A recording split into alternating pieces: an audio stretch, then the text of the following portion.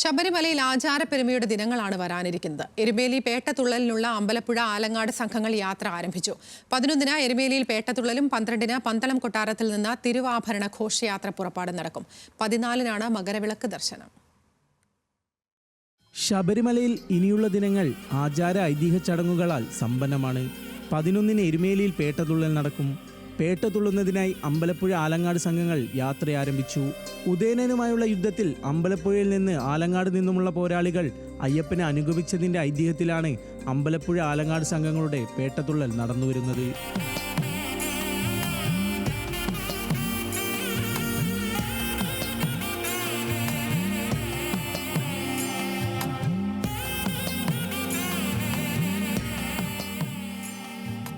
അയ്യപ്പന്റെ മാതൃസ്ഥാനീയരായ അമ്പലപ്പുഴ സംഘം സമൂഹ പെരിയോൻ എൻ ഗോപാലകൃഷ്ണപിള്ളയുടെ നേതൃത്വത്തിലും ആലങ്ങാട് സംഘം യോഗം പെരിയോൻ AK വിജയകുമാറിന്റെ നേതൃത്വത്തിലുമാണ് ഈ വർഷം യാത്ര നടക്കുന്നത്. 11-ന് രാവിലെയാണ് അമ്പലപ്പുഴ സംഘം പേട്ടതുള്ളുക. എരുമേലി കൊച്ചമ്പലത്തിൽ നിന്ന് പേട്ടതുള്ളി സംഘം വാവർപള്ളിയിൽ പ്രവേശിക്കും. പേട്ട സംഘത്തിന് വാവർപള്ളി അധികൃതർ സ്വീകരണം നൽകും. തുടർന്ന് വാവർ പ്രതിനിധിയും സംഘത്തോടൊപ്പം വലിയമ്പലത്തിലേക്ക് നീങ്ങും.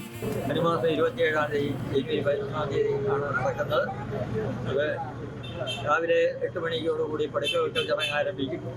8 മണിക്ക് പടക്ക വെക്കൽ ചടങ്ങ് ആരംഭിച്ചു കഴിഞ്ഞാൽ എരുമേലിലെ പേട്ടപ്പടം സ്വീകരിച്ചു കഴിഞ്ഞാൽ കോട്ടപ്പടി അമ്പലത്തിലെത്തി പേട്ടതുള്ളലിനുള്ള ഒരുക്കങ്ങളാവും. കൃഷ്ണ സാന്നിധ്യം അറിയിച്ചുകൊണ്ട് കൃഷ്ണൻ വരുന്ന ആകാശത്ത് പ്രത്യക്ഷമാകുന്നതോടുകൂടി പേട്ടതുള്ളൽ ആരംഭിക്കും.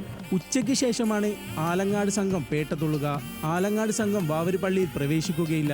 വൈകിട്ടോടെ സംഘങ്ങൾ പരമ്പരാഗത കാനനപാത വഴി ശബരിമലയിലേക്ക് പുറപ്പെടും. 13-ന് പമ്പയിലെത്തി പമ്പാസദ്യയും പമ്പാവിളക്കും നടത്തി സംഘങ്ങൾ സന്നിധാനത്തേക്ക് പുറപ്പെടും. മകരവിളക്ക് ദിവസം അയ്യപ്പന് ചാർത്താനുള്ള തിരുവാഭരണം വഹിച്ചുള്ള ഘോഷയാത്ര 12-ന് പന്തളം വഴി കോഴിക്കൽ കൊട്ടാരത്തിൽ നിന്നും പുറപ്പെടും. 14-ന് ഘോഷയാത്ര സന്നിധാനത്തെത്തും. അന്ന് ദീപാരാധനയ്ക്ക് ശേഷമാണ് പൊന്നമ്പലമേട്ടിൽ മകരജ്യോതി ദർശനം. വലിയ ഭക്തജനത്തിരക്ക് പ്രതീക്ഷിക്കുന്ന വരുന്ന ദിവസങ്ങളിലേക്കുള്ള ഒരുക്കങ്ങൾ ശബരിമലയിൽ അവസാന ഘട്ടത്തിലാണ്. ന്യൂസ് മലയാളം, കോട്ടയം.